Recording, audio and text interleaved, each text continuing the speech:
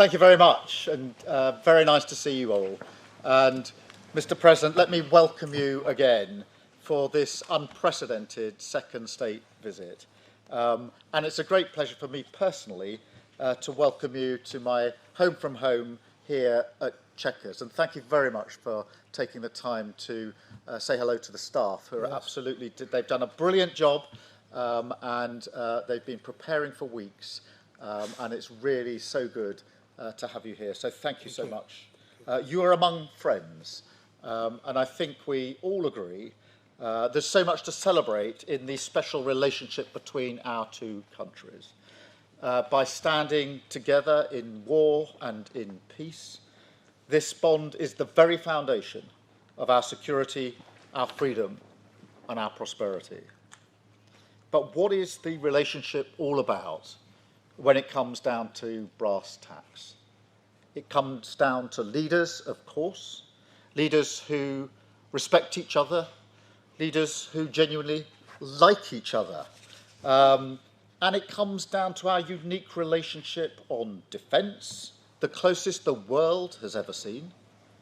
It comes down to the connections between our people, ties of family and friendship. The President himself is a shining example of that.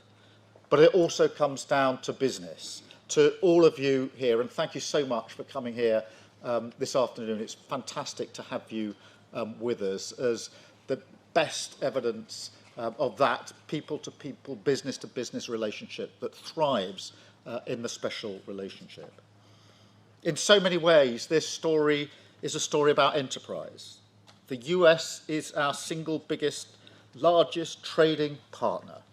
Companies like BP, GSK, Rolls-Royce, and AstraZeneca employ thousands of people in the United States. American companies like Microsoft, Citigroup, Boeing, Amazon, and Blackstone do the same here. Together, we support over 2.5 million jobs across both economies. So this relationship is embodied in each and every one of you here today. We have, if you like, the great and the good of British and American business sitting with us. Leading lights in tech like Jensen, Ruth, Demis and Satya. Finance, Jane, Larry and Steve. And of course in pharma, in defence, energy and manufacturing. It is really great to see you all again, I should say, because of course we were together yesterday and we know each other very, very well, which is exactly as it should be. And just look at what we're achieving today together. The deals and investment that you're announcing today break all records. What a day. £250 billion flowing both ways across the Atlantic. It is the biggest investment package of its kind in British history by a country mile. So thank you so much for your contribution on your part in that as the embodiment of that special relationship. And let me spell out what that means. It means life-changing investments across the United Kingdom. It's expected to create 15,000 jobs in Belfast, in Birmingham, Hartlepool, the Humber, and well beyond. It means thousands of working people will feel and will be better off. And it shows the potency of this partnership. US capital and entrepreneurial spirit combined with British ideas and ingenuity. The UK is one of the world's largest economies. Maybe not quite on the scale of the United States, I concede, but my word, we punch above our weight. And we lead the world in expertise on quantum, on AI, life sciences, financial services and more. We have the only trillion-dollar tech sector in the West, outside of the US, again, I caveat. We have the best investment, the best universities, the most Nobel Prizes, and we have Demis here, outside the US. That's what we bring to the table, and we are proud of it. That's why we both benefit from this incredible relationship. Look at the economic prosperity deal that we struck back in May. It was the first trade deal that the President made. And yes, it was the best deal as well. We have the lowest tariffs in the world in vital sectors, and that is some achievement. It was a tough negotiation, but we did it for a reason, because it's a win for both sides, and because we knew that by working together, we could deliver more for working people. We could help the businesses here today to thrive and help you create good, well-paid jobs in communities up and down our country. And ultimately, that is the test of the special relationship. How much it delivers for honest, hard-working people to make them safer and better off. We've already taken a big steps forward, and we're going further today, much further. In a moment, the President and I will sign our groundbreaking new technology partnership, the Tech Prosperity Deal. It's a blueprint to win this new era together, shape it according to our shared values, and seize the incredible opportunities that are on offer. I want to thank all of you for supporting this vision. We have huge new investments from NVIDIA, Nscale, OpenAI, Google, Salesforce, and many more, backing cutting-edge British jobs for years to come. And of course, tech needs energy. So to fuel this revolution, we've struck a new deal on civil nuclear power. We discussed this, Mr. President, last time we were together, and the opportunities we had. Generating energy for millions of homes and businesses, driving down bills on both sides of the Atlantic, and driving up energy security. So I want to thank everybody here for supporting this too, with brilliant job-creating investments from Momentum and others, including building up to 12 advanced nuclear reactors in the northeast. So this is a great day for the special relationship, a celebration of what has gone before, of course, but more than that, a moment to deliver investments, jobs, and deals which will improve people's lives now and light up the special relationship for years to come. So thank you all. And now it is my pleasure to hand the floor to my friend, our friend, President Trump. Thank you very much. Thank you, and great job.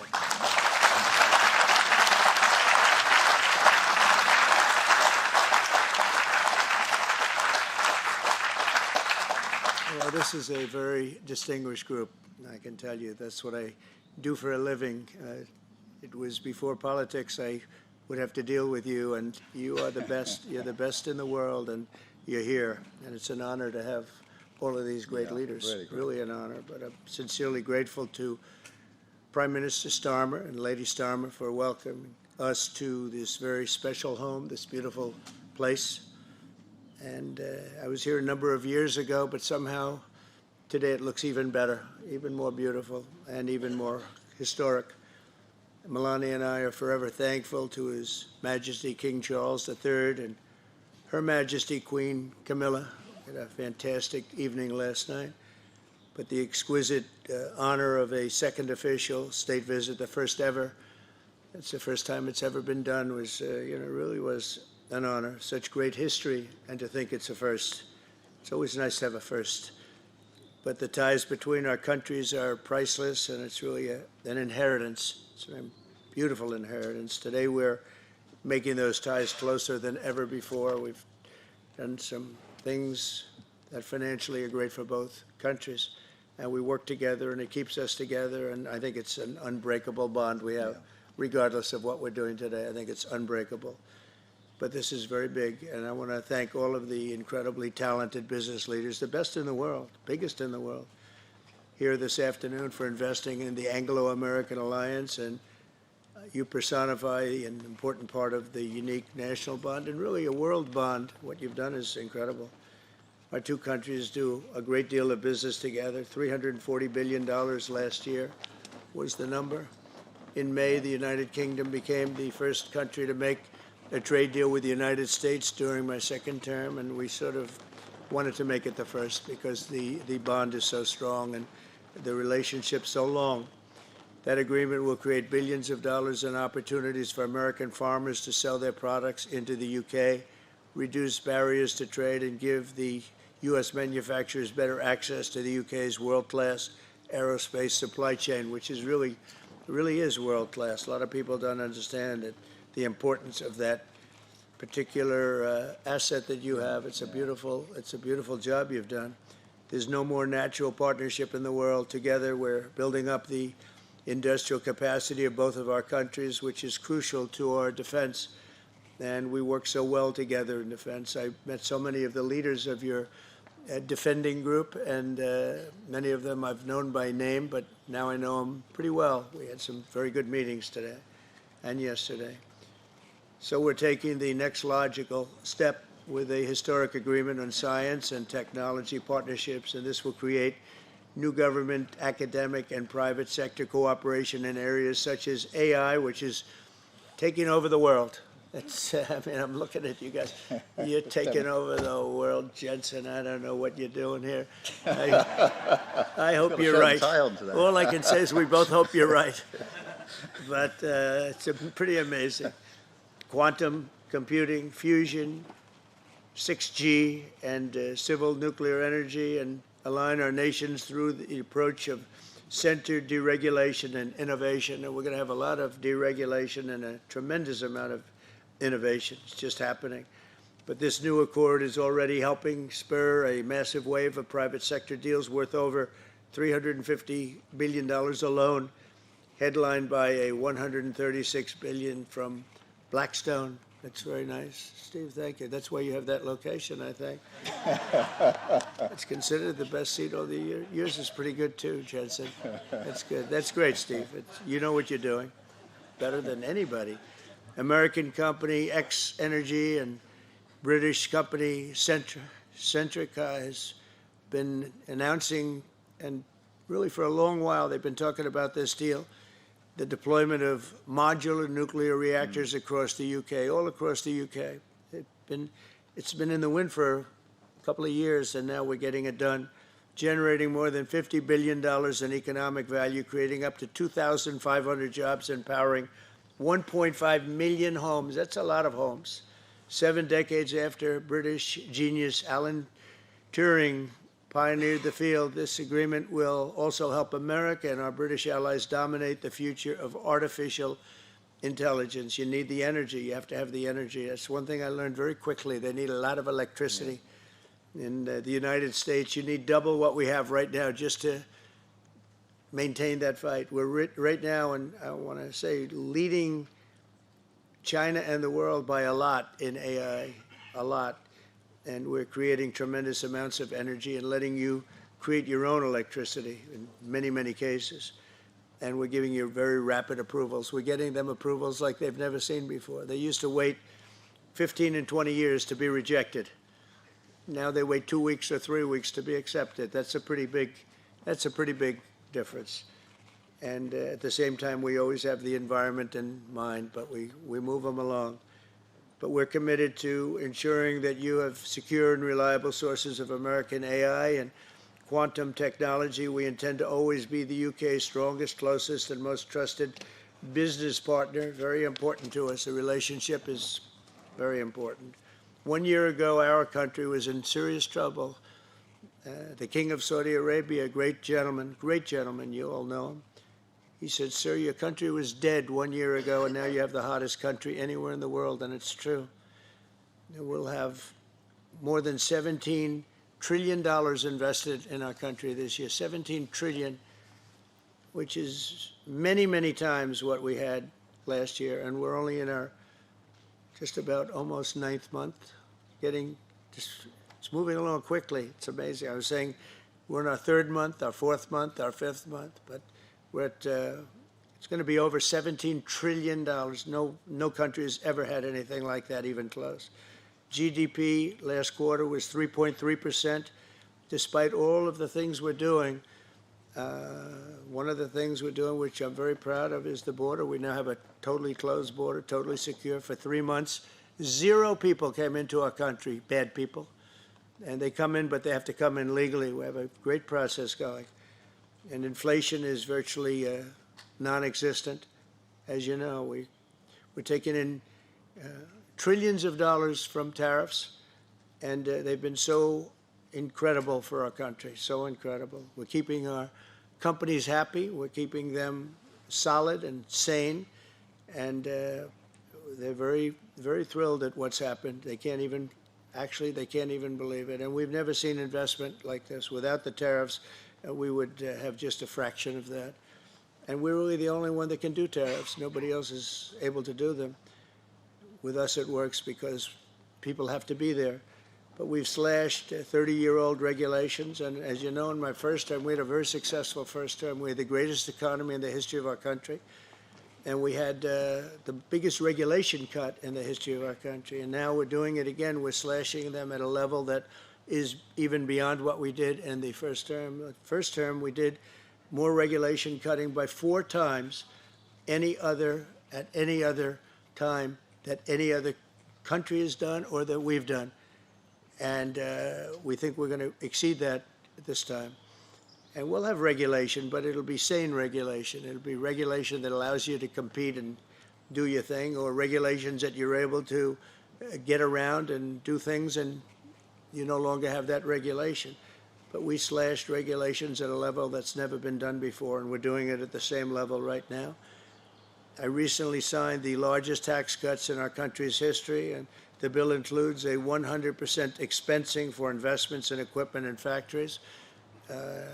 Nobody's ever seen anything like that, and it lasts for a 10-year period, so it's going to be there for a while. But the countries and companies are coming into our country for the expensing aspect of the bill. It was in I call it the big, beautiful bill, the great, big, beautiful bill.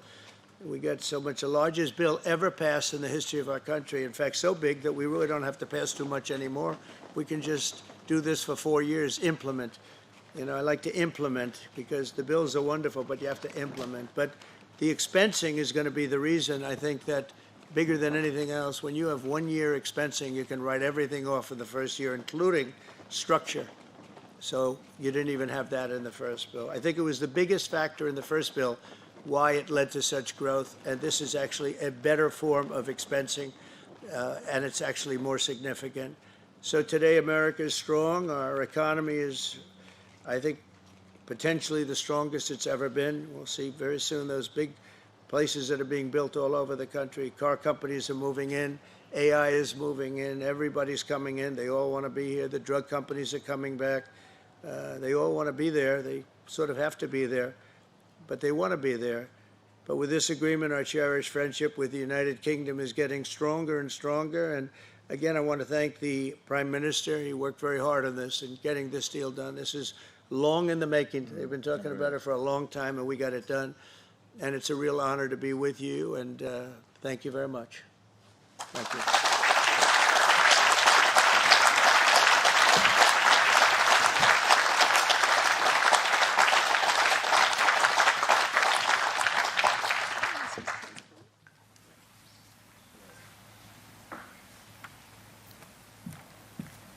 Sign this, Howard? Where's Scott? Did I sign this? Are you sure, Scott? If the deal's no good, I'm blaming you, Scott. That'd be great. It's a great honor.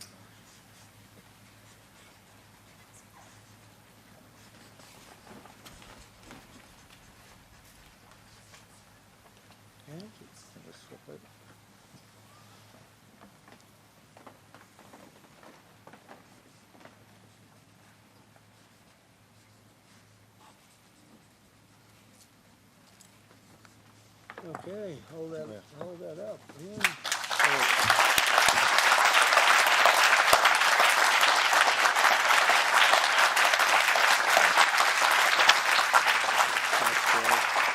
Second deal this time. Mr. President.